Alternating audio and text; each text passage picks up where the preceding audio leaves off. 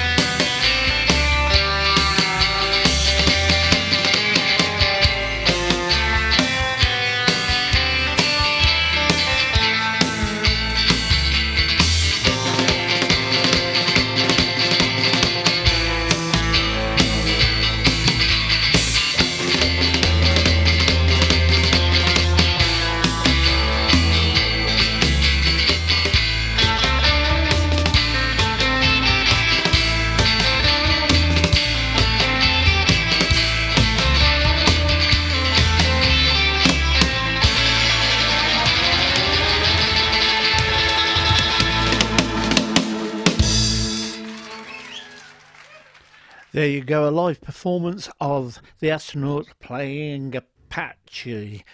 So get yourselves comfortable. We're going to go back to one Saturday morning in 2007 where we all convened at Tony Soul's recording studio, Nutshell Studio in Banbury.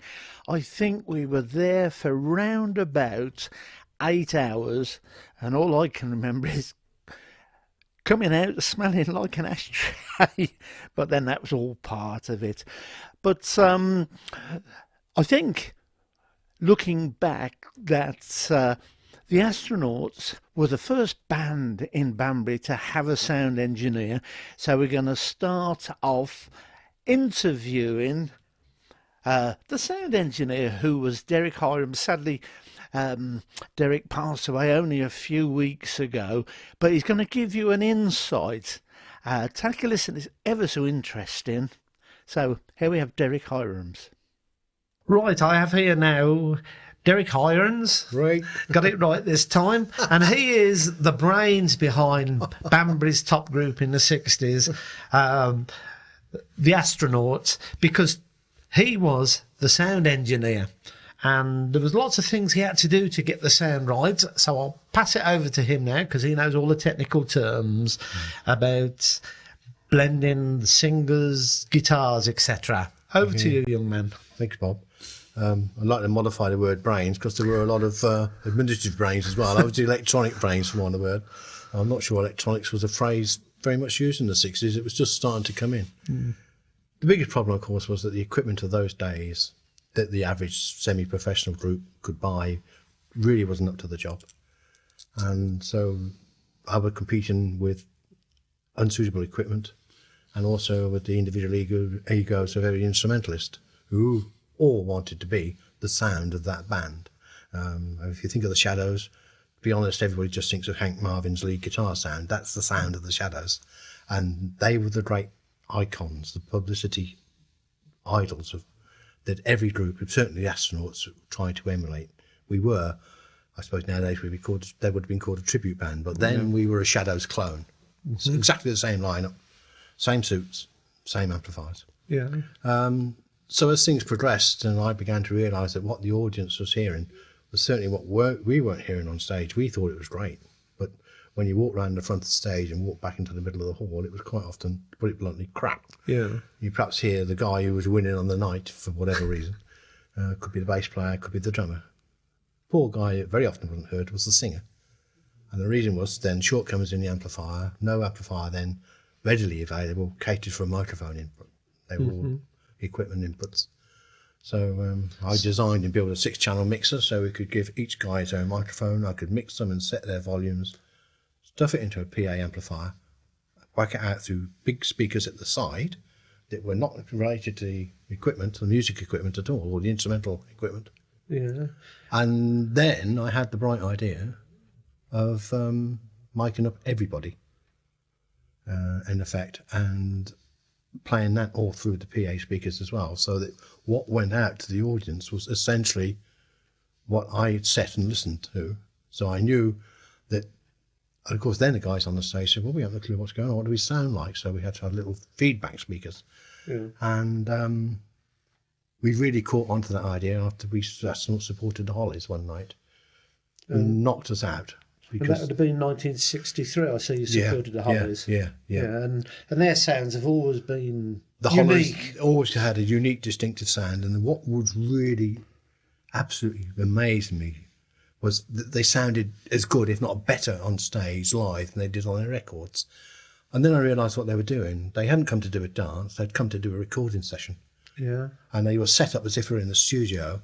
And at the end of the day, they just ran a lead out of their recording kit and stuffed it into a huge amplifier with a wall of speakers on the end of the stage and just let it go. Yeah. And that was the secret. They were always recording. And from then on... From then on, we the improved. Astronauts had that sound. Yes, we went for this coordinated, integrated sound. We even tried double tracking. We went to the extent of, in our rehearsal room, of recording a couple of numbers we were going to do at the upcoming weekend gig. To play back on the tape, and we would play alongside it, but it never worked. The tape speeds varied all over the place. Where was the rehearsal rooms? At the Manor Farm Dairies in South Bar. Oh, yeah. Tony's mum's place. Yeah. And because Tony's mum was very much into the group, wasn't she? She was very much, and she got it right. In today's terms, she would be known as sponsoring the Astronauts. Yeah. It was amazing how often we would mutter about we could do with one of these, and lo and behold, by the weekend it would appear. We all knew where it was coming from. We didn't know whether we should say thank you or not. We didn't know what arrangement Tony had got with his mum. But she was great, and she did not interfere with us musically. She had a moan about some of the presentations and some of the language. And she had a word to do. Which I've had to do today. She used to say the odd thing about the kit, but no, it was marvellous. But yeah. And how often did they rehearse? Certainly once a week, sometimes twice a week if there was a big. Yeah. 3 nights a week. Yeah. That's not bad. I didn't need to go to all of them because you didn't obviously in the room they'd all play through one amp probably. Yeah. Because they're just running through. So. But you had to advise them on their sound and that sort of thing. I was on the loser from the start. I was trying to say to them that you've got to try and stop competing with each other on stage, and that was, as I was saying, the Hollies suddenly gave me all the answers. Because though I was in a technical job and coming from a technical background, and I knew what I wanted, I didn't know how to do it because I wasn't really an audio specialist. No. And we went to Pebble Mill in Birmingham in its early days, and we went to a recording studio in London. And for me, I was just wandering around picking brains, looking at the equipment, where it came from. Yeah. And they'd be looking at guitars and drums. They'd be looking at guitars and you'd and be drums. looking at... I'd be looking at microphones and Yeah, amplifiers and how they were mixing and what they were doing and where everything was plugged in. Yeah. So did you have any idols in that, Joe Meek or somebody like that? Phil Spector? I always admired the guy who did, what was it, he recorded in his bathroom. That was Joe Meek, yeah. Was it? What was it called? Tornado? Have I the Right? No. He was into all that sort of stuff. Yeah. It was the Honeycombs and John Layton. John Layton. I think he was a very underestimated man because he also, Hines. What was the guy who did the instrumentals, Telstar and all that? The Tornadoes, Yeah. But that was Joe Meek. He was an engineer like yourself at the BBC, and he only lived in Gloucester, didn't he? Yeah. But no, he's one of my idols, really, Joe Meek. I don't really know what great effect electricians or electronics guys, sound engineers, recording engineers, call them what you will, had much effect on the way music developed. I think there were lots of other factors taken into account. But one guy I know did introduce a great innovation, and that was George Martin. When he was David, he introduced digital recording, where he would get all his mixers and levels set, push a button, and it would all be recorded. Yeah. And if you wanted to simulate that exact setup, he just came up, pushed another button, and the whole recording desk would go to the previous settings that he was 100% happy with. And it's so hard to believe that he used to record the Goons and people like that before he got the Beatles and that sort of thing. But I also think that Joe Meek worked under him as well. Me one of them. So, they've learnt a lot together. So looking back in 1960 or the 60s, what's your lasting memories of the Astronauts and the music of the time? I think the music of the time was wonderful. There was things like Britpop and not Cool Britannia, but Britpop, and we suddenly discovered pop. In fact, I don't think pop in the strict sense we know it today existed. No, music. It was music. Music is It was music. country music from the States, or it was rock and roll. But pop wasn't them. It wasn't country music. It wasn't rock and roll. It was essentially British, and it was like, so creative. We unleashed the creative abilities of this country. We've always been a creative nation, things we've invented. And I think pop music is a British invention, to be honest. And the 60s saw it suddenly explode on the world. And it was live. Yeah, sweet, and it was live. Yeah, Sweet. that's what I hate nowadays. Backing tracks and that sort of thing. I think you go to see a live band, you pay good money to see a live band, but nowadays I don't think they can do it. You're never certain nowadays whether you're actually hearing them for what they are, or what they actually want to sound what they are. It's very difficult. But no, I imagine it was very rewarding, and you never ever got your reward from people because I don't know what. Well, I got my share of £25 worth of premium bonds before. They've never come up from that day to this day. And you never won. Never won. Never won. The memories come flooding back once you start something. It's priceless. It's like this programme, just being here this morning, that we could sit here talking all day and have a laugh, but now we're putting it down to let other people know, because I think there's going to be an awful lot of people that are interested in what you've done and everybody else. And it's not just one person, it's a whole setup of the 60s. But this hasn't been done. I mean, television at the moment is full of TV programmes talking about those that made it. Yes. I watched a programme the other day, absolutely marvellous, about Stock, Aitken and Waterman. Yeah. I don't know whether they had a sound man who influenced, but you could always tell their record. Oh, yeah. You didn't have to know who the artist was or what on earth the tune was. You'd say, oh, that's one of theirs. Yeah, but they had a very distinctive sound. That may have been their sound engineer. But It was a drum machine and synthesizer. No musician. It's astonishing that in this day and age of computers and recording and what have you, and the ability to store information, that the generation that made that music for the ordinary people at the weekend, like the astronauts, just a bunch of lads who worked all week, practiced during the week, went out Friday night and Saturday night and the occasional Sunday, and brought the music that they could hear and see on record, brought, well, an amateur version, for want of a better word, though at times we sounded really good. Mm-hmm. But their life, their history, their events, their things are not being recorded. And if they're not done now, because I'm 70, yeah, it'll be lost. Yeah. And this is ordinary people. That's it. It amazed me when I'd done all this research, how many people they backed and supported, and it hasn't changed them at all. No, because I think deep down, none of them really, they got professional offers. Yeah. But the greatest word of advice I ever heard anybody say to me was a guy called Perry Ford from the Ivy League when we were in London. And he was saying, he said, a little bit of effort, he said, you guys could try for it. And we sort of, I was in a civil service job, established, guaranteed pension, so was the lead guitarist Bill. And then the other guy came up and he said, don't take any notice of him. He said, he's, I can't think of the word now, but he's not really with it. He said, I'll tell you now, he says, there are more starving musicians on London streets than there are successful. Yeah. And that went home. And we suddenly thought, really, unless you've got a contract guarantee, you I don't think we wanted to. We were having too much fun. Yeah. Then if you've got to do it for a living and the work doesn't it gets come serious. it's not fun. Yeah. And look at the groups that break up. Yeah. Is that stress? Is that sort of the things that you bite your tongue about and live with it while you're sort of making it? But once you get there, you've got the kudos of being a member of a big group. You suddenly say no. And was it sort of ego saying, I'm big enough now to go off on my own, Robbie Williams and that? Well, look at yesterday. Ali Campbell of UB40, after 30 odd years, saying he wants to go solo. And that must hurt the rest of the band, mustn't it? It must do. You've been together. Music is so complicated. I love music in all shapes and form. I like classical music and I love Last Night at the Proms and I love the New Year Day concert from Vienna. Yeah. I like Strauss, so I'm into music.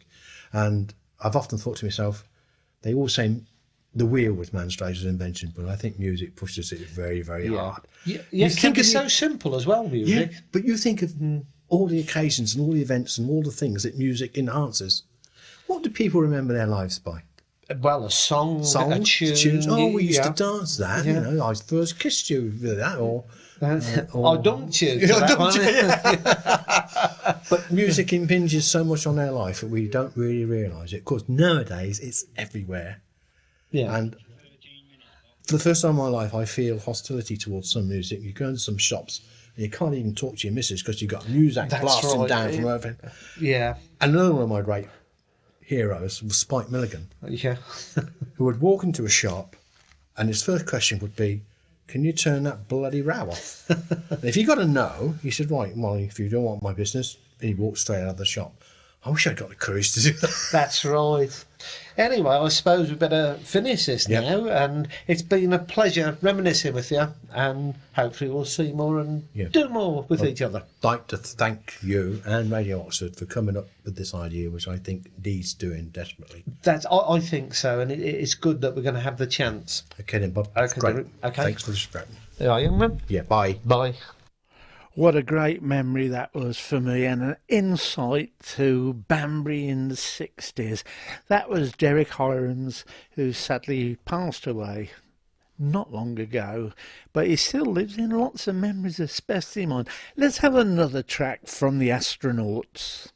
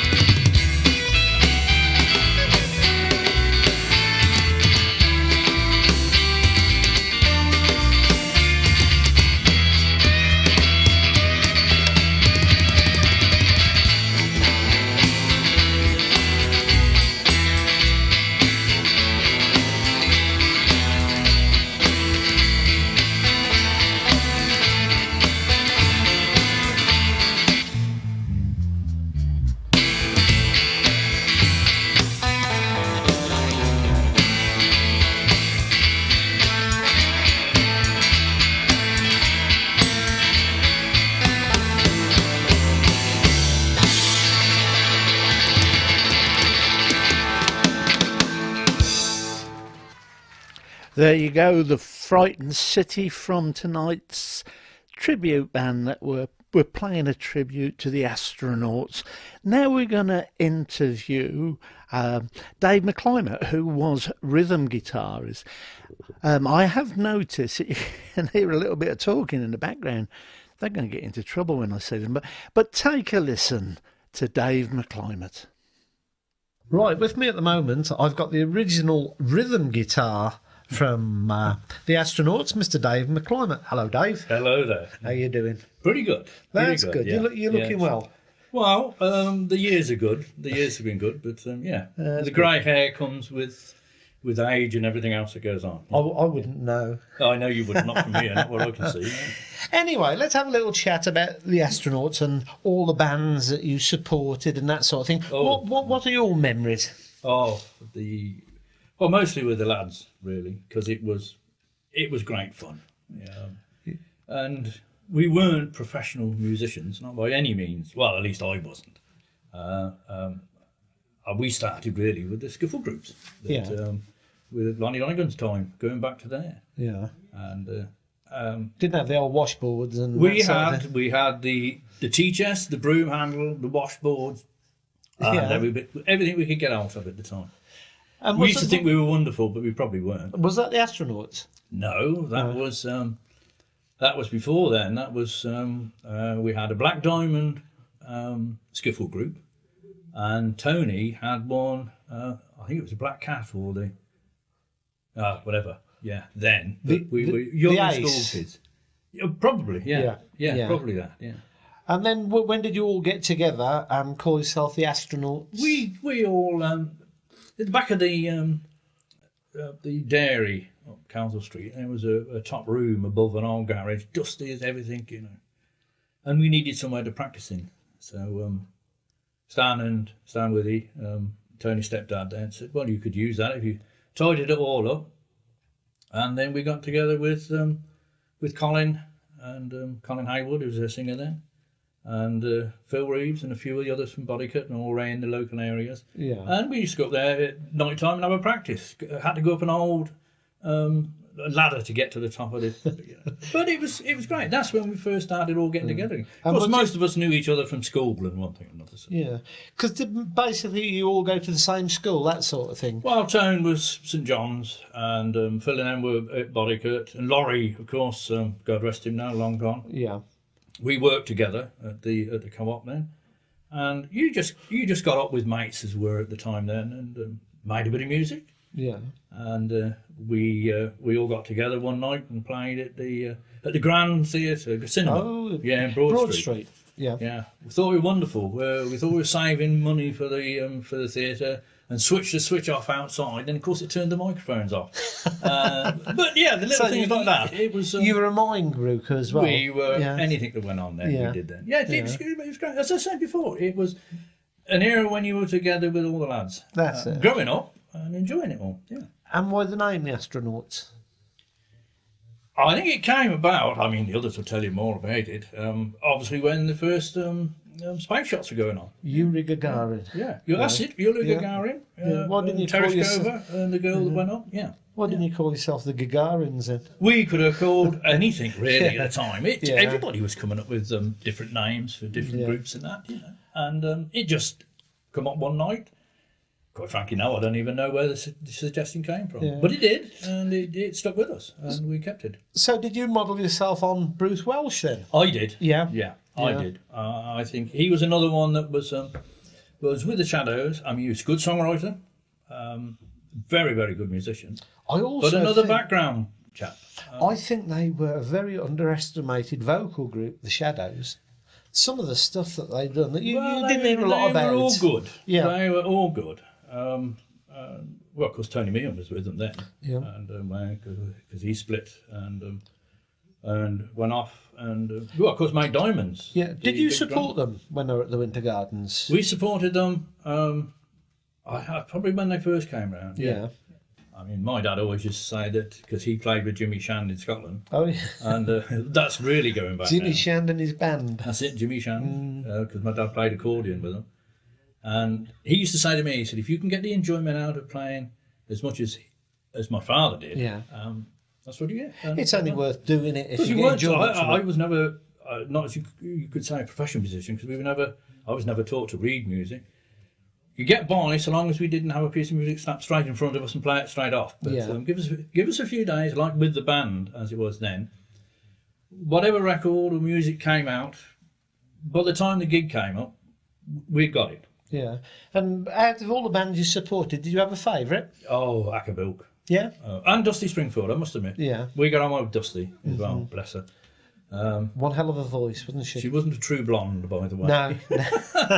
But yes, Ackerbilk, I thought was Yeah. brilliant the night we Well, played that's it. quite interesting because I would have thought you would have said somebody different. Because Well, Acker was his music, his jazz music. That's then right, yeah. Was, I suppose, I tended to lean a little bit more to that side of music. I loved Irish music. Yeah. I loved the traditional Irish and Celtic music. Yeah. Still do. But that night with Acker was something brilliant. Yeah. And did you have any favourite venues? They were all good. Yeah. They were all good. Yeah. The Co-op at Nuneaton was a good venue. Yeah. We played there the night they had a fire, and there was 2 or 3 teenagers that killed Yeah. that night, which dear. put a real dampener on it all for them. And But was, yeah, they were all good venues. was that a Reg Calvert? That was a Reg Calvert. Yeah. Yeah. Yeah. Did you ever Yeah. meet him? Yes. Oh yeah, we met Reg. and what was he and like? his wife and his other. Oh, he was.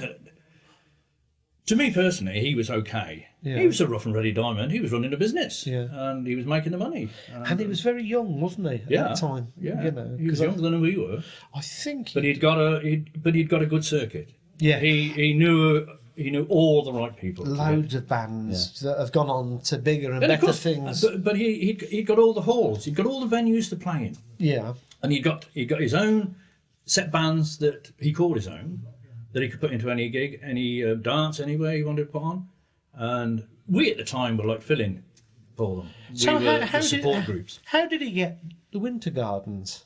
Oh, Because it's normally he was Birmingham and Yeah. that way, wasn't he? Well, he was trying to increase the circuit of his business, Yeah. and we had started hiring the church house Yeah. to do our own sort of dance evenings because of course the Winter Gardens was more Victor Sylvester, Correct. Yeah. strict tempo music, boring, brilliant, absolutely brilliant for people. But there, like now, there was nowhere really for the young ones to go and let off a bit of steam that they wanted to. Yeah. Of course, the church house, you couldn't sell liquor there, so it was a. Yeah, they can now, can't Well, they? they can now. Well, Yes, yeah, they do sell it now yeah. because it's a bar Restaurant now. and a bar, isn't Yeah. it? Yeah. But at the time, no. And, No. so we used to hire it and put our own dances there. Yeah. Well, you say you hide it, and I see you used to put entry fee was free. Well, it was a good practice night for us as well. Yeah. Because the rooms when we used to practice at the dairy, opposite the Stan Bowles' club that he had next door to us. Yeah. The boxer as well. Oh, yeah. Johnny Boyles. Johnny Boyles, that's it, Johnny Boyles. The yeah. Majestic. Yeah, Majestic. Yeah. God, that's going back a bit as Yeah. well.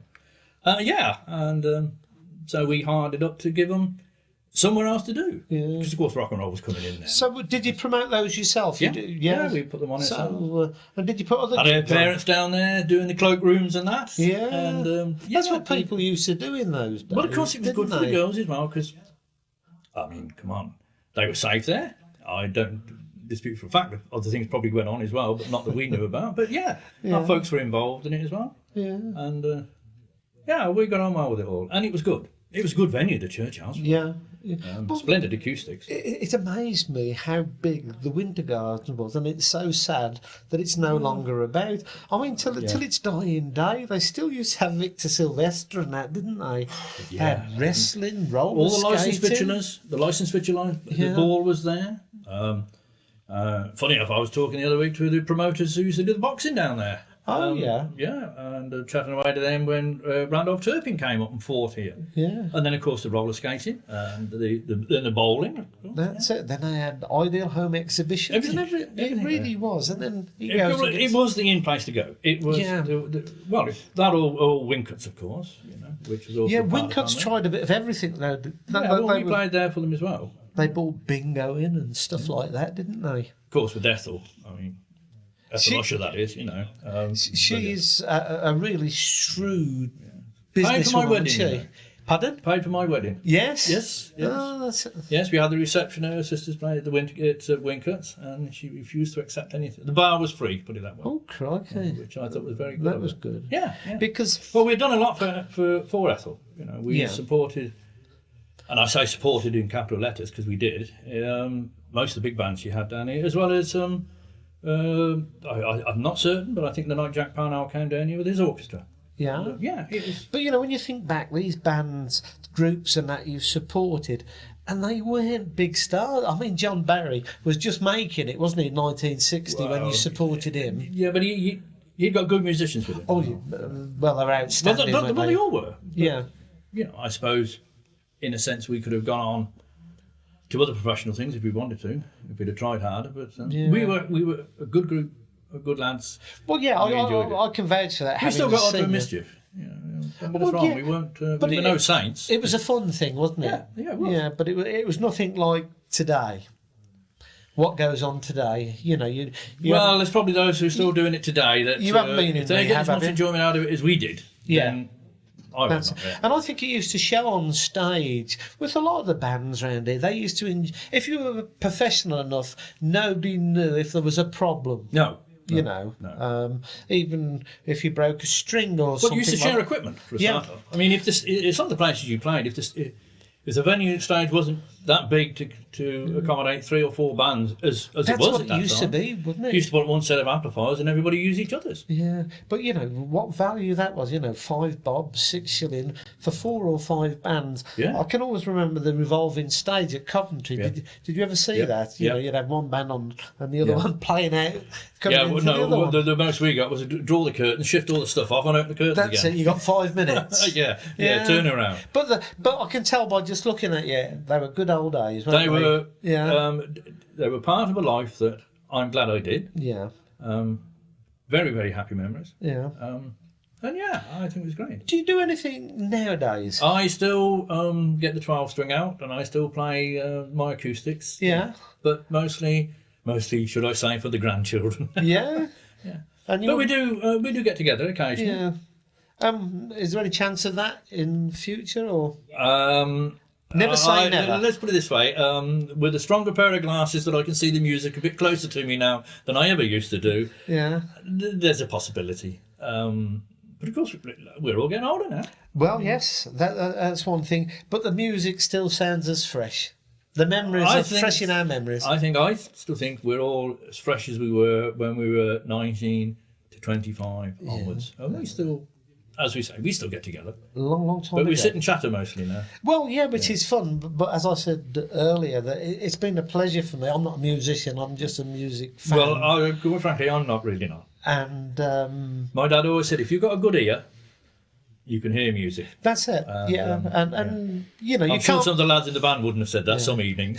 You can't pigeonhole. Music is music. Yeah. Whether it's rock and roll, soul. It's the same as if you just go out for a walk Classical. somewhere and you whistle away to yourself. That's it. It's music, and as long as you enjoy it, then that's the main thing. And that's it. Well, I'd like to thank you for the music over the years.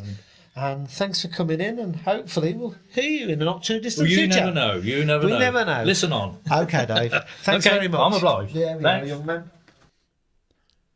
What a lovely man. He's had a few problems just lately, but we're thinking of you, Dave, and it was my pleasure to interview you and see that smiling face. Right, let's have this one, shall we, from the Astronauts.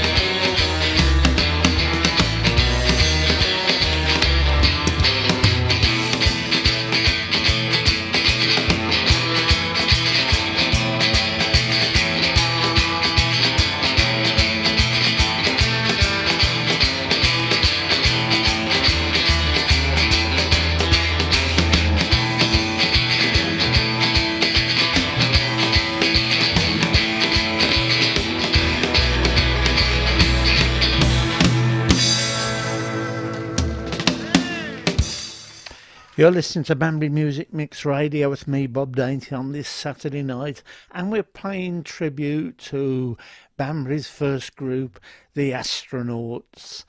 Right, we're now going to go on to a gentleman, a gentle giant.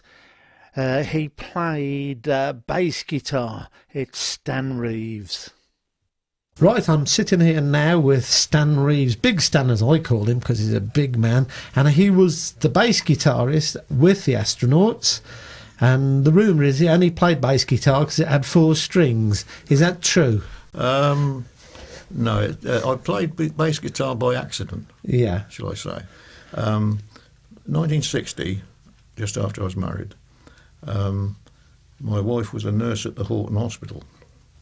And I used to walk up Oxford Road with her on the night shift, take her to work, walk back, and walking past the Manor Farm Dairy one evening, and I heard this saying coming out, lovely guitar saying coming out. I thought, oh, that sounds nice.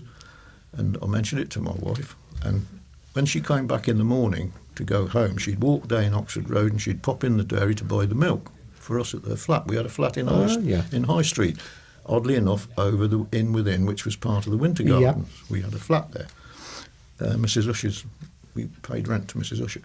And anyway, my wife came in and she said, they want the boys round there, want you to go round there and have a chat to them, you know. Yeah. So... did you know them at that time? No. No? Not from Adam. No? How did they know you were a musician then? They didn't. No? I played music before. I had music lessons on piano as a child and played a saxophone in the army for a while. And I was, as you can tell them, I was older than they are. Yeah.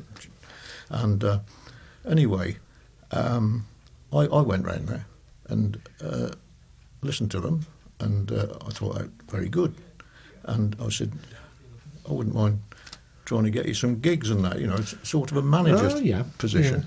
Yeah. And they agreed, we went along, and time went by. I went out with them a couple of times when they did some local gigs. As a 3, they were called the Black Diamonds. Oh, yeah, yeah. And they were very good. And they seemed to draw the crowd. All the kids liked them. And anyway, it got to a point where they wanted a bass player. They said, we need a bass player. So, I believe they advertised for one. It's a funny story, this, isn't it? Yeah, they advertised for one, and some guy turned up with a banjo. Not a lot of difference, is it? Yeah. So it got to a point where I said, well, I said, I wouldn't mind having a go. I knew the basic fundamentals, music. Yeah. And I said, OK. So they agreed, and we went, and Tony and I went to a shop that was in Banbury, music shop, and bought a bass guitar. A Hofner, as I remember. Yeah. One of the old Hofner bass guitars, and started practicing with them. And it went. We did a gig then. There was a guy at the Fine Fair supermarket. Was a manager, Max Harris, and he played a very neat lead guitar for a while. And he got friendly with Tony, and he came along. We did about 2 gigs, I think, in village hall jobs with Max, and he got this sort of lick on the guitar, sort of improvisation, etc. And it wasn't brilliant. And we all went through a little 10-watt amp. Yeah. All three of us. And anyway, one thing led to another. And it got to, I think, if I'm correct, Tony got to hear from a friend of his, Vic Wilton, about a lead guitarist that was playing Bodykit, Bill Skonker. Oh yeah, yeah. And he came along. And, well, we said, oh, well, that's it, you know. And he started rehearsing together, and we actually went to see the Shadows at the old Regal Cinema one Friday night. And it blew me away. I was sat back in awe at the sound that they were getting off stage. I said, good God, listen to that. You know, it was fantastic. And Marvin on lead, and us in the bass sound, and all that was incredible. And we came out of there and said, we got a sound like that, else we're not going to do any good. And we hadn't got amplifiers or anything. And we got back to the rehearsal at the dairy on the following Monday night. And we mentioned this to Tony's mum, and Stan Withy, her husband, he said, well, if you want these Vox amps, you better have them. He said, go and order them, see. So we had 3 AC30 amps, just like the Shadows had got on stage. Oh, yeah.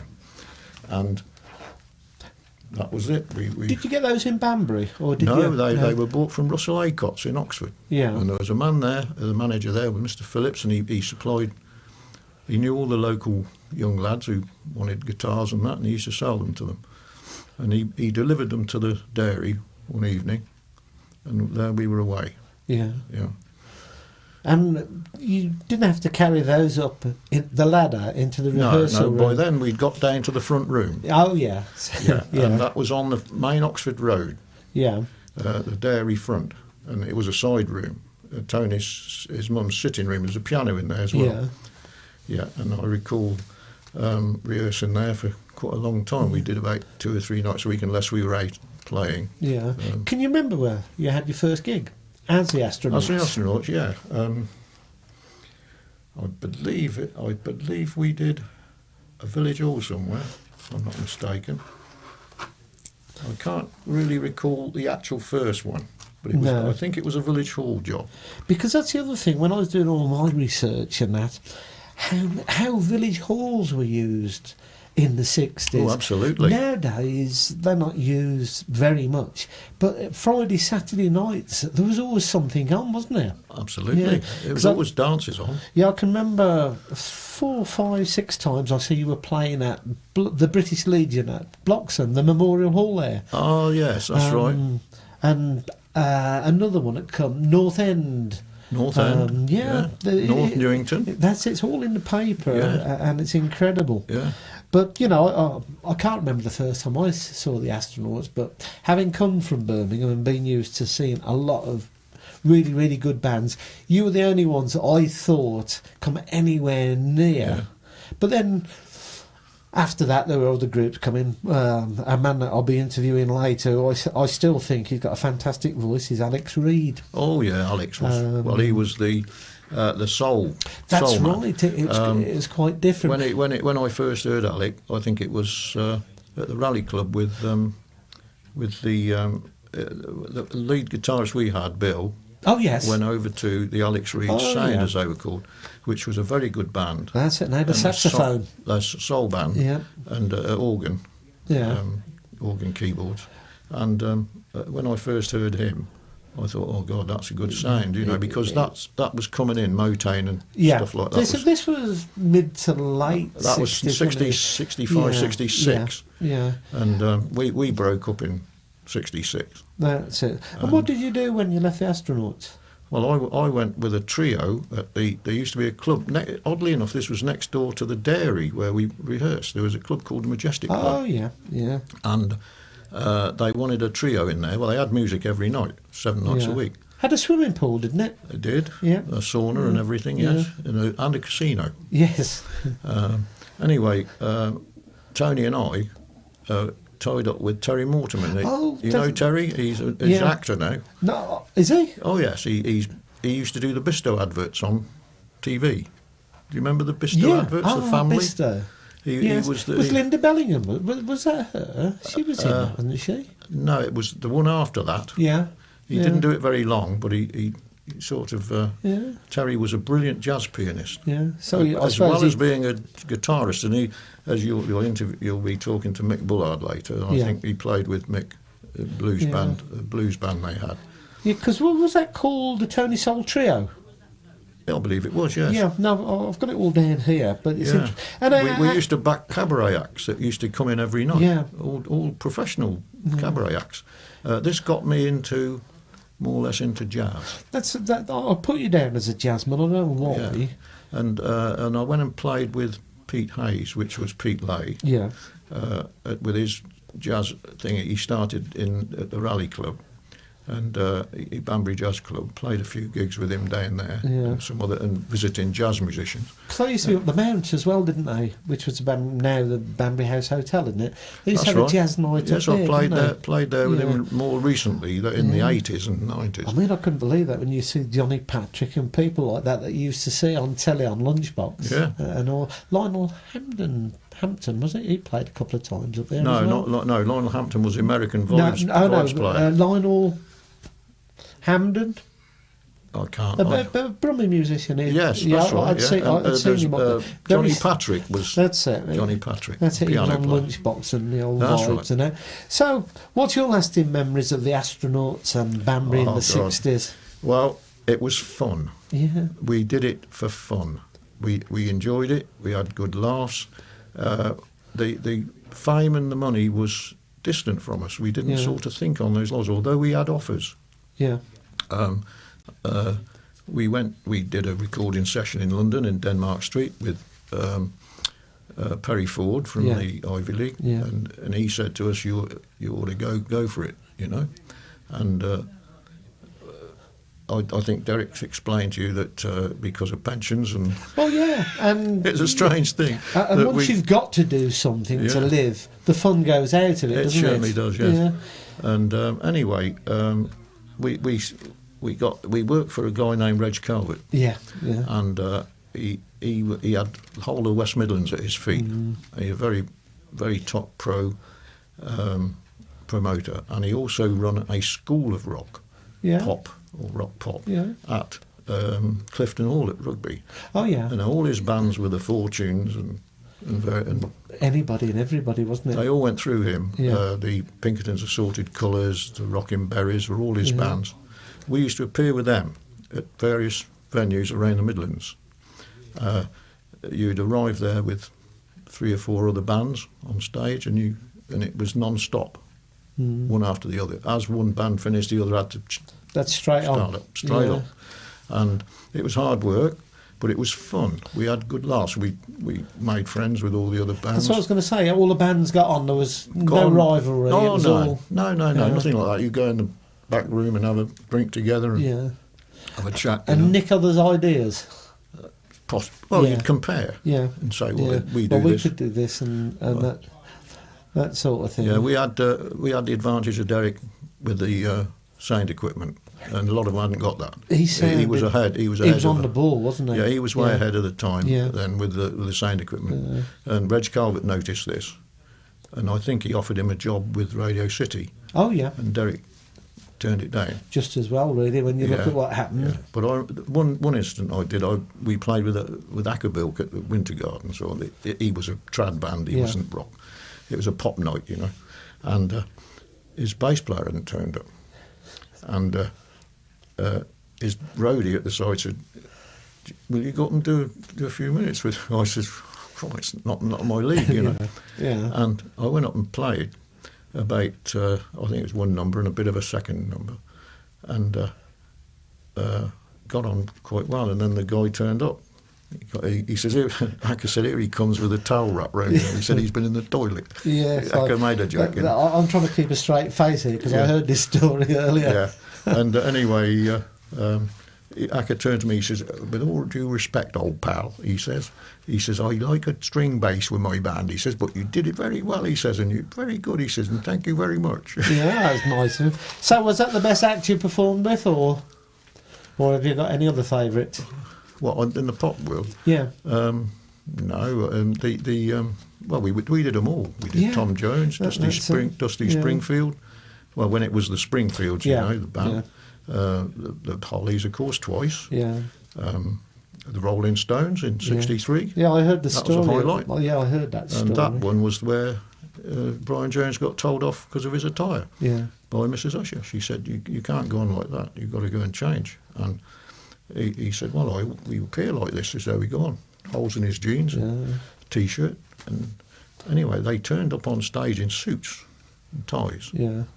And at the end of the gig, they threw them away in the dustbins. Yeah. And we were on after them. They were going to take off, go. We doing the last session. Picks his old shirt up out of the dustbin and get my guitar away with it and polished it and threw it back. I've since thought, what would that be worth? God, what would that be worth? Yeah. So another thing I didn't ask you, we were speaking about shadows and that. Did you try to model yourself on Jet Harris, or did you have anybody else in mind? Well, he was the icon of bass players at the time. Yeah. he was a lot better than he was given credit for, because later on when he did the Jet Blacks and Jet Harris, Tony Meehan thing, which we played with them as well. Yeah. He had this 6-string, big guitar, and he had this beautiful way of getting the sound out of it, and he was really clever. It boomed out, didn't it? Yeah. He had a technique that was quite unusual. Yeah. And you had your own technique, you know. I'll let you be put then.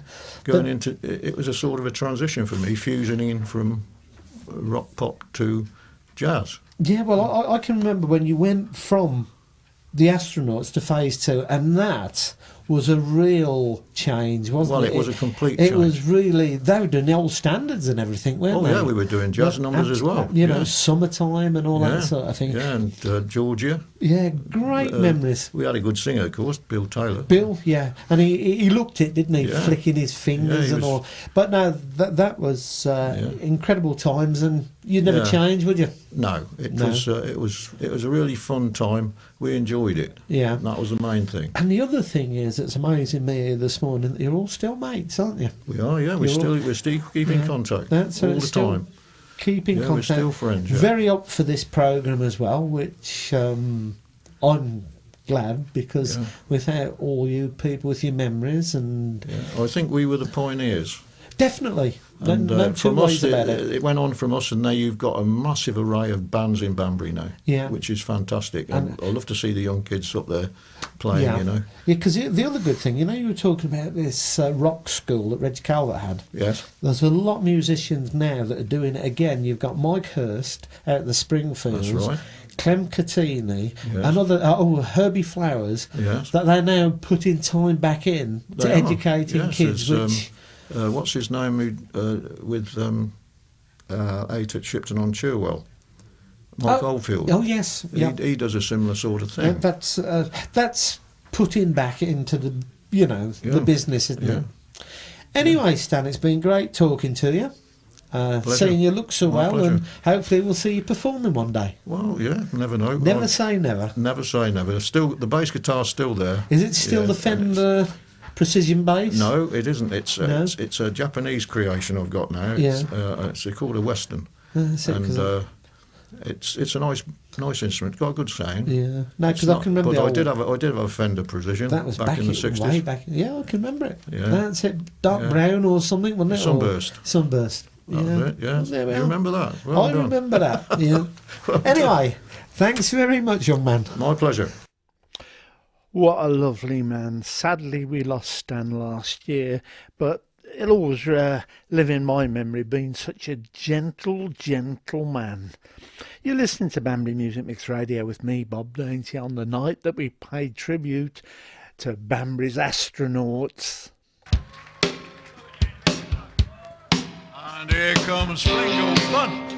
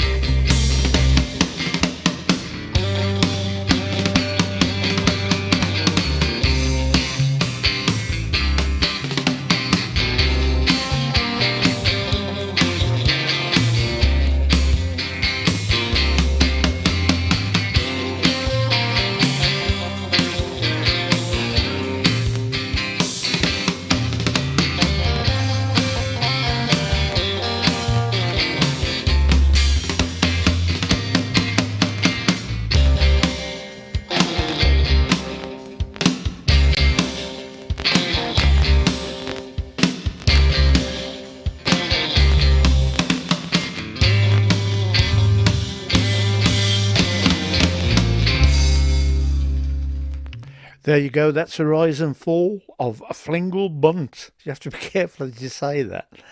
That was recorded at General Food Sports and Social Club in 1996 for Banbury's town mayor at the time, George Parish. Yeah, the great George Parish. He changed everything. He got all the pop groups, rock and roll groups, to do a town mayor charity do. What a man he was. Right, now it comes to the time where one of the most respected, if not the most respected man in Banbury on the music scene, we're going to have a chat with Banbury's king of rock and roll, Mr. Tony Soul. Right, I'm sitting here now with a legend, Mr. Tony Soul, who I would say is probably the chief instigator of music in Banbury in the 60s, starting off with the Astronauts and so on and so forth. So let's go back to day one, Tony. What made you form a group? Lonnie Donegan. Yeah. In a word, or two words. Yeah. You've got an awful lot to answer for that, man. So many bands have modelled themselves and got going. I think the Beatles were... A lot came out of the skiffle period. I think what it was, in the 50s, in the late 50s, when the rock and roll era started, Bill Haley and Fats Domino, Little Richard and people like that, it was very overawing. You'd got these musicians playing real instruments like saxophones and pianos and, and you just couldn't visualise yourself doing that. No, it's a gift, isn't it? It's a gift. Yeah. Then Donegan comes along with a couple of guitars, a washboard, a T-chest bass, so people start thinking, I can do that. Yeah, yeah. So skiffle groups popped up everywhere. And then from skiffle groups, you got the groups as we know them, the Beatles, the Searchers, people like that, and it all stemmed from that. And I was in a skiffle group, and I think between us we knew about 1.5 chords, it was Yeah. bloody awful. And we had virtually we just rehearsed, we just jammed together. And then there was another group going in the town, a skiffle group in the town called the Saints, and that was Dave McClymont, Andy Lemonifides, Alan Neal, people that don't play anymore. That after the skiffle period ended, they didn't play anymore. And my group more or less sort of folded, and I then got together with Dave McClymont and Colin Hayward that were in this other skiffle group.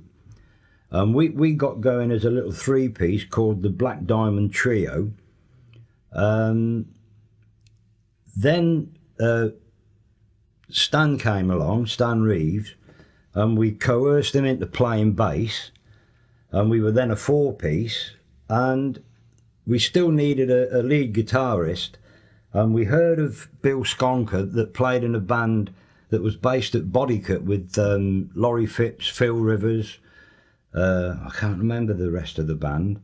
But anyway, we because we did more gigs than them, we managed to poach Bill away from that band, and he came in with us, and that was the start of the Astronauts. Can you remember what the first gig was? No, I can't. No? I can remember the first gig with the Black Diamond Trio, Yeah. and that was down the Comrades Club. Yeah. That was me and Dave and Colin. But I can't remember the first gig with the Astronauts. Because that's a gig that you forget to mention, isn't it? The Comrades Club. They used to have shows and that. That's right, they? yeah. So you've seen many clubs come and go over the years, haven't you? Yeah. And what did you feel like when you done your first gig at the Winter Gardens and you were backing people like John Barry? Well, who haven't you really backed? Well, we backed a lot of people that were sort of the top of the tree back then. the first time we ever played, I can remember the first Winter Gardens gig that I did, and that was when it was just the three of us, and we were on with Brownie Lay's band and the Ken Martin band, and we did a little set in the interval, and that was my first thing at the Winter Gardens. But with the Astronauts, I can't remember. Can you remember what you played that day? What, the songs? Yeah. I can remember I can't remember who did the original, but there was a song called Sandy, and we even recorded it and sent it into a competition on Radio Luxembourg and didn't get anywhere. Yeah. But I can't, I mean, it was all sort of Lonesome Me and things like that we did, you know. Don Gibson. Yeah, that's it, those type of things. Yeah. And then, how did you find when you were a support act to, say, the Stones? How did they treat you? Oh, we didn't have much to do with them, really. They came in and set, the roadies set the gear up. We'd got our gear set up. We'd done the first set. They went on and done their set. We went on to do the final set, and by the time we'd finished doing the final set, they'd gone, you didn't see much of them. That's when you could have kept the shirts and made a lot of money. That's when we could have kept the shirts, yeah. And then there was a do when the Hollies were on in '63, wasn't there? Oh, yeah, we played with the Hollies, and at the end of the night, somebody had stolen one of the Hollies microphones, and the police were called. Obviously, we were the main suspects. We'd got our van loaded, and the police made us unload the van, and they searched all through our gear, and we hadn't got it. I don't know to this day where that mic went, but we hadn't got it. But the amazing thing was, about 7 years later, we were playing with the Hollies again at the Winter Gardens, bearing in mind that the Hollies had probably travelled the world, I don't know, 5 or 6 times by then. They'd become mega, hadn't they? Yeah, they'd become mega. Alan Clark came walking across the Winter Gardens floor, and I was setting my kit up on stage, and Alan Clark turned round and he said, "You've got to watch it," he said, "you get your gear nicked here." And I thought, he remembered that after all that time and all the places they'd been, and he remembered that they'd had a mic nicked at the Winter Gardens. Yeah, which isn't a good sign, is it? No. No. But, it seemed that every weekend you were working. Oh, yeah. If it wasn't the Winter Gardens, it was somewhere else. Oh, yeah, we were quite busy, and we started working for the famous Reg Calvert, and he sent us all over the place, all over the Midlands. We played with lots of bands. I mean, every gig that Reg put on, there were 3, 4, 5 bands, and some of the bands that we played with, ended up to be, quite famous bands today. There were so many groups before they were famous that come to Banbury. Oh, yeah. That, you look through and you see this group called the Shanes, and that was Mick Fleetwood's band, the Scepters, Status Quo. It's incredible. But at that time, they were only the same as you, weren't they? Oh, yeah. Yeah, And I mean, people say, why didn't you get autographs and things? But I mean, 40 years ago, you just didn't think. No. Who would know that the Rolling Stones would be as big as they are 40 years on, you know? Yeah. One thing that sticks in my mind is when we played with Wayne Fontana and the Mindbenders. Ended up, finished the gig, packing the gear away. The Mindbenders had gone. And suddenly one of the band comes wandering across the floor, and they'd gone off without him. And he said, "I've got to get back to Manchester, and where's a phone box?" So we pointed him to the payphone in the Winter Gardens, and he phoned up the train station, and he came back and he said, "There's not a train until 10:30 in the morning." He said, "What am I going to do till then?" So I said, "Well, you can come back with me," I said, "and stop at my place. My mum won't mind." I said, "And then I'll take you down the station in the morning." So he came back, we put him up in the spare room. on the Sunday morning, my mum cooked him breakfast, and I took him to the station, and it turned out that was Eric Stewart, that later was, you know, founder member of 10cc. Yeah, yeah. I mean, you just don't know, do you? No, and if you did know, it wouldn't made any difference to you. You'd have done it for anybody, wouldn't you? Yeah, right, yeah.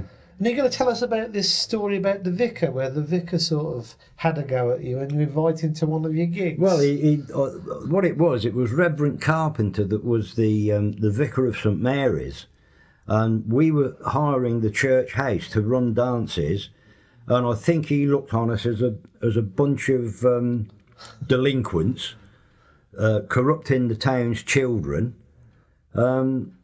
So we invited him to a dance, you know, to show him that we weren't a bunch of delinquents and everybody had a good time. And he actually came, and good on him, wasn't it? Yeah, really? we got on quite well with him, and especially after my mother had a go. I think Mum put him in his place. She did, yeah, which was good. Yeah. Mum sounds quite a formidable mum. Oh, she was. Yeah.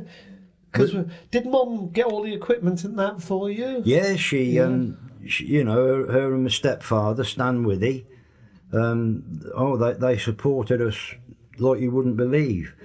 And in fact, when we bought the 3 Vox AC30 amplifiers, it was such a thing for a band to have 3 AC30s that it even made it into the paper. Yeah. Yeah, local band get the same equipment as the Shadows, you know. Yeah. Yeah.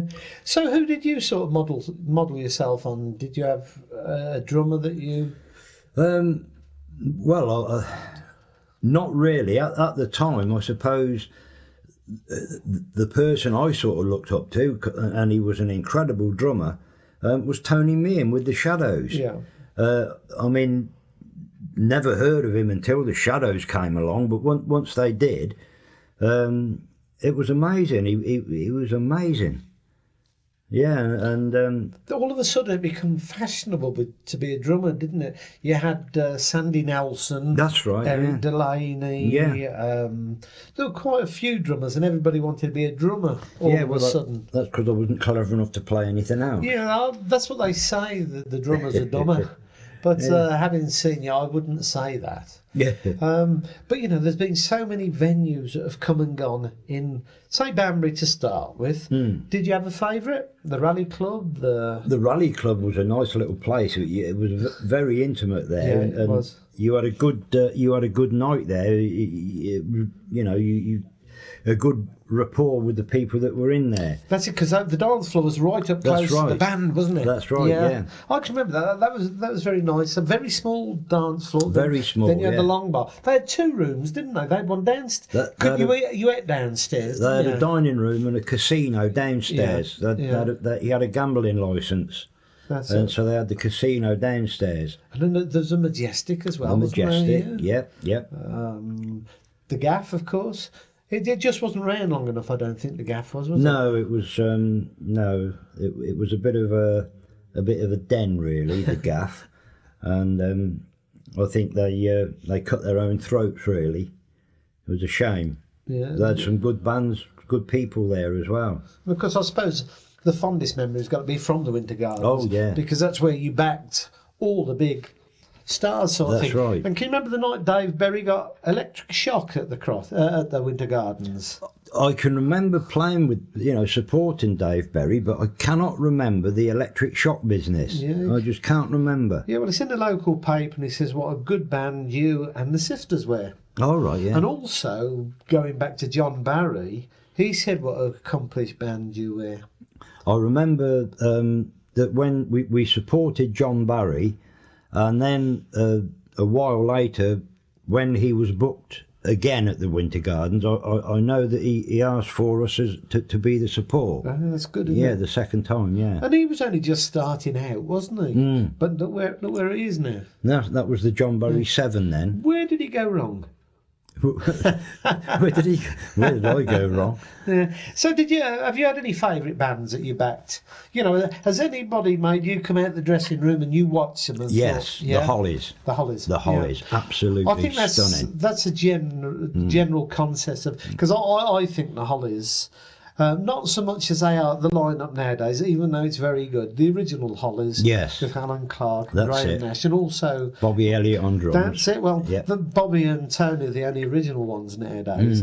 And you look at them. I don't know what Tony Hicks is on, but he still looks about 16. Oh, no, doesn't he does, yeah. But he's moved with all the different instruments as well. It's a couple of years since I've seen them, but they've kept up with the times. They don't play little gigs either. No. But no, it's good that you say that. And, is there anybody that you've disliked? Or can't you say that? I don't think so. I don't think there was anybody that I disliked. Yeah. I mean, it was an experience just to sort of be there and listen to these people. Yeah. You know, Because it was great. one of the blokes that I was amazed with was Chris Farlow. Oh, yeah. When he was on in his band, he had one of these suede coats with all tassels hanging down, and he had chewing gum in his mouth, and he took it out and threw it into the crowd. That's right. But what a performer. Oh, I know. Yeah. No, it's they're good old days. And what are you doing nowadays? You can tell us about your recording studio, because you've got more of a technical man now, haven't you? Yeah. Well, Very good at that, I must say, because this is all being recorded at Turner's Studios. I had to pack up playing drums in around about the end of 1992. I got back problems and I just couldn't handle it anymore. So I started this little studio going, and it keeps me in touch with everybody. Yeah, you know, and it's great fun. Yeah, it's great fun. And how often do you get together like we've had today? Is it often or now and again? Not very often. I mean, No. I see Alec quite often, Yeah. and Jed. I see Stan, but Bill Skonker and Dave McClyman, very rarely see them rarely. Yeah. I mean, Bill lives at Rugby now, and Colin, that was the singer with the Astronauts, Colin Hayward, he's been living in the States now for about the last 30 years. Yeah.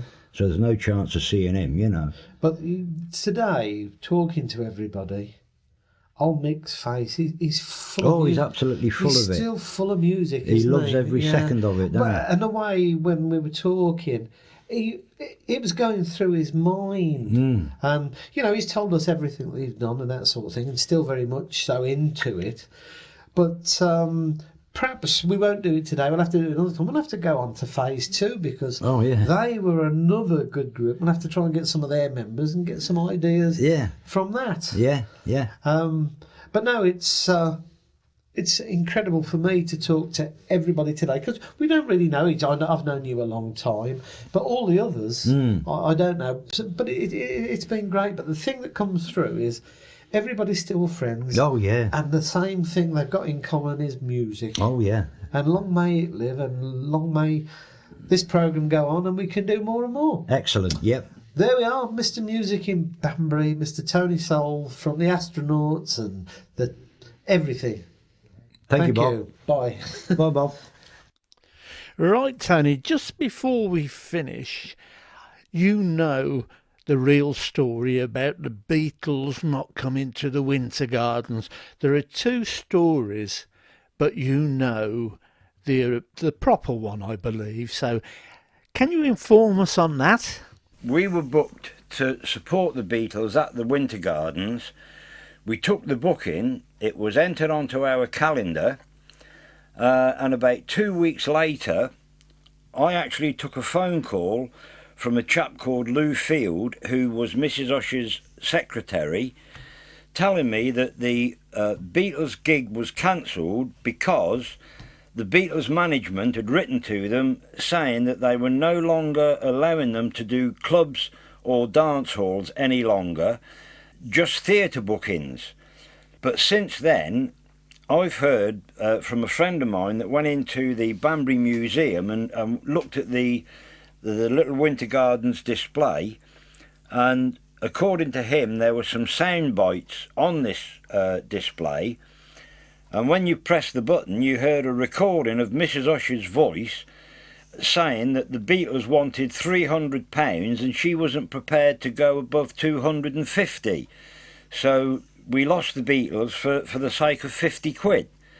But that's two conflicting stories. One, they weren't being allowed to do anything other than theatres, and now that they were charging 50 quid too much. So your guess is as good as mine, Bob. But they must have been booked though, because you were booked to support them. Well, that's right. Yeah. We were booked, and the booking was taken, and it was about 2 weeks or so, and before it was cancelled. Now, if it had been a question of money, I thought that would have arisen at the outset, not 2 weeks later. That's right.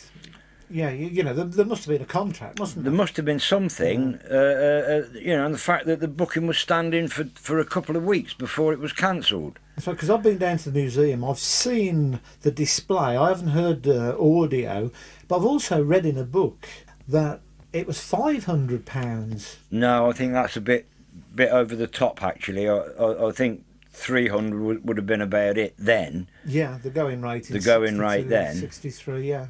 I mean, Mrs. Usher certainly wouldn't have paid £600. No, well, she didn't want to pay 300, did she? No. If this is true. If this is true, yeah. That's it. But the only thing for sure is you didn't get to back the Beatles. Nope. And the Beatles didn't come. And the Beatles didn't come. We didn't get them. I bet that's a disappointment for you, isn't it? It is, yeah. It is. Well, there you go. That's it. It's as clear as mud. But you've been listening to Banbury Music Mix Radio with me, Bob Dainty, and we have been back to, I think it's around about 62 years now from when the astronauts started and that. And we must give a shout out. We mustn't forget that founder member Colin Hayward, who was a vocalist in the band, he lives in America, and also Bill Skonker on the lead guitar. I believe Bill is still out playing, but I'm told it's a blues band. But they had made such an impression on Banbury music in the 60s. We still talk about it. We mustn't forget it. My idea was to do a book, but I don't think I'm going to get round to that. But I really wanted to share all these stories with you, and going back to that day in 2007, I think it was, at Tony's studio. Got to thank Mal and Chris Tobin from the Lee Malvern 4. Jed Upton was there, Mick Bullard, and also we mustn't forget Alec Reid. We had, I think it was about 8 hours, but the offshoot of it all was that I was able to get the astronauts, apart from Colin, together to do their final gig at General Food Sports and Social Club on the 12th of February 2011. And that's when we started bringing back the Winter Gardens. And we've gone, you know, from strength to strength, really, because we do Winter Gardens Revival now with the bands of today, and we raise lots and lots of money. Right, I'm rabbiting on, but there's been a lot to say, and it really has been my pleasure. And we're going to finish tonight with the last performance from the astronauts. And, you know, what can I say? It's been a great trip back for me. I hope it gives you all an insight of the Winter Gardens back in the day. I know we've got the Winter Gardens page and we get lots of hits on it. It still lives. We must get that blue plaque. So we're going to finish tonight with a video of the lads themselves, the astronauts. So please enjoy it. This is Bob Dainty saying, enjoy the rest of your weekend, and I'll catch you next week with a normal show. But this has been a bit special. Hope you've enjoyed it. Bye. Ladies and gentlemen, for one night only, we've got one more act for you tonight, Angel, whilst we're bringing back the Winter Gardens. 50 years ago, 5 young lads formed a group. It was the very, very first electric guitar band in Banbury. They started by running their own dances at the town hall or in the church house, as they've done tonight, you won't notice. As Mrs. Usher, the lady that owned the Winter Gardens, wouldn't give them any gigs because she wasn't going to have any of that noisy rubbish in her dance hall. However, she soon realised her mistake and was soon booking them to support the acts that she brought into the Winter Gardens, such as the Rolling Stones, the Hollies, Tom Jones and the legendary rocker Gene Vincent. Pretty soon they were almost a permanent fixture there. 5 lads started the band, but the singer Colin Haywood moved to the States many years ago and still lives there to this day. We tried flying him over, but Ryanair didn't go that far. The other 4 original members are here 50 years on, ladies and gentlemen. The band that started it all. The Astronauts!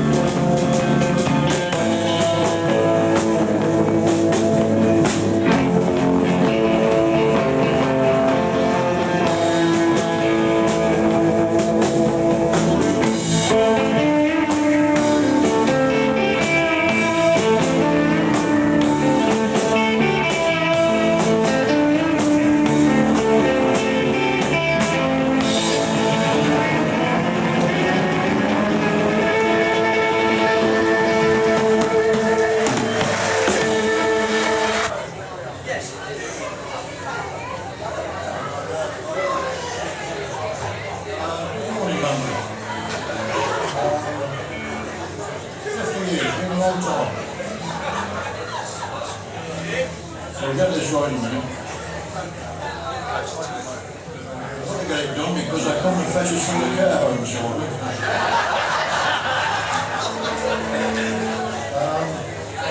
Right.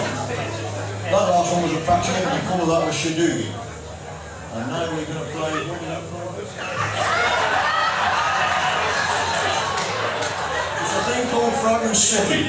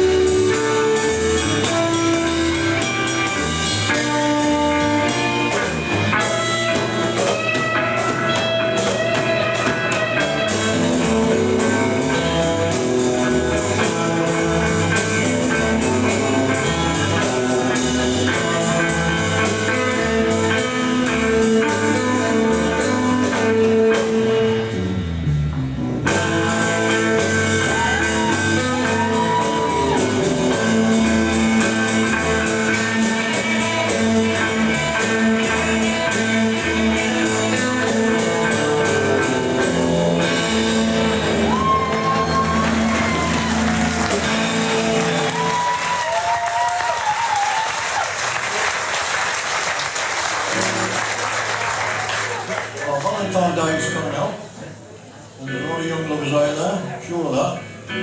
This next number is called A Theme for Young Lovers. Just for you. What do you mean young lovers? Theme for the older generation. The spirit's willing, but the flesh is weak.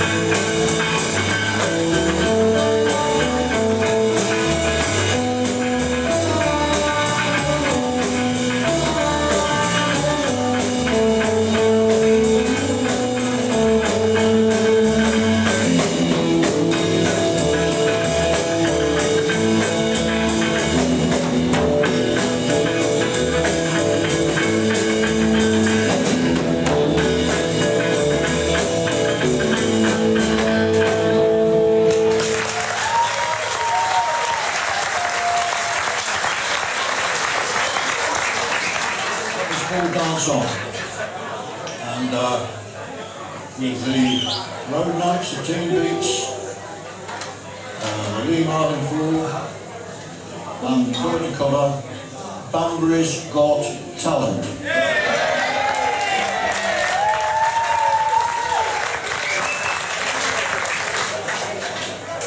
And Stuff X Factor.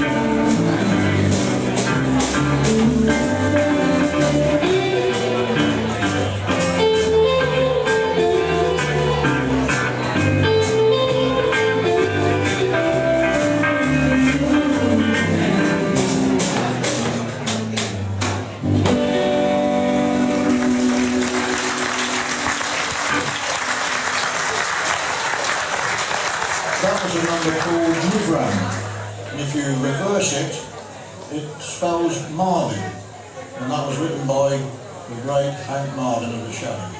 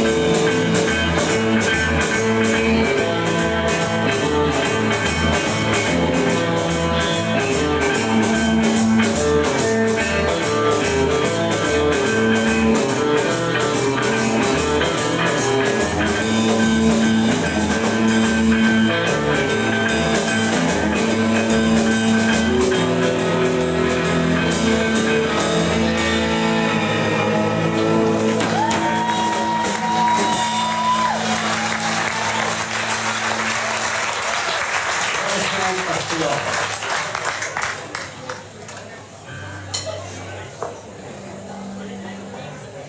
you want to get up and dance and smooch around a little bit, this is a nice slow number. It's called Sleepwalk.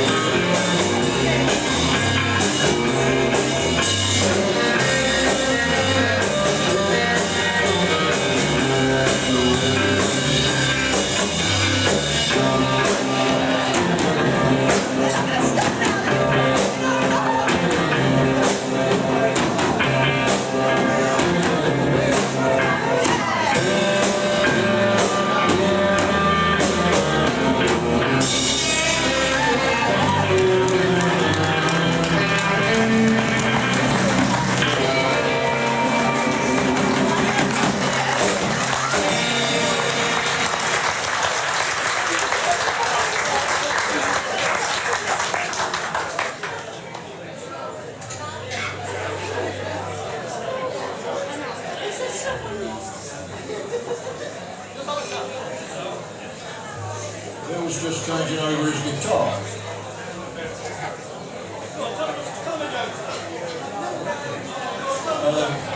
Okay.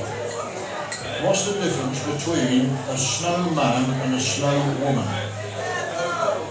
Got it in two.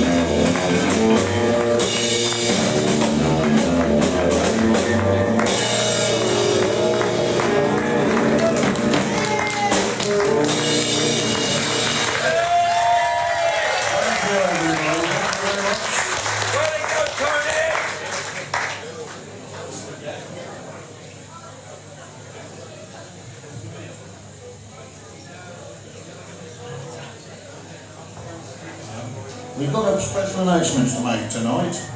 We're not coming back. Very good. What's the bad news?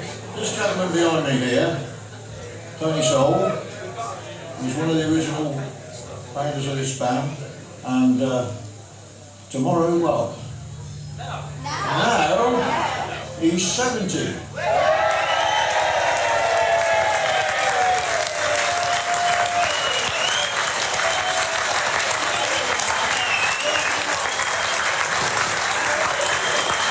And so we've actually got a cake for you, Tony. But it was eaten by the lightning man. Where's Bob? Come on up with a cake. Where's the cake? I've also got some special gifts to Tony. Because, ladies and gentlemen, I don't know if you probably will know that a lot of people here tonight are what's called musos. Musicians are playing bands and are playing around the place. And I, for one, can honestly say that if it wasn't for Mr. Tony Soul, there probably wouldn't be a Banbury music scene just now. The man was instrumental in starting up the very first rehearsal rooms with the drum kit already set up. and he also has helped every band that ever wants to record him. The man's an absolute music legend, which is why he's called Tony Soul, the king of rock and roll. So let's all give it up for Mr. Tony Soul, who's 70 years old now, and we're going to sing Happy Birthday, shall we?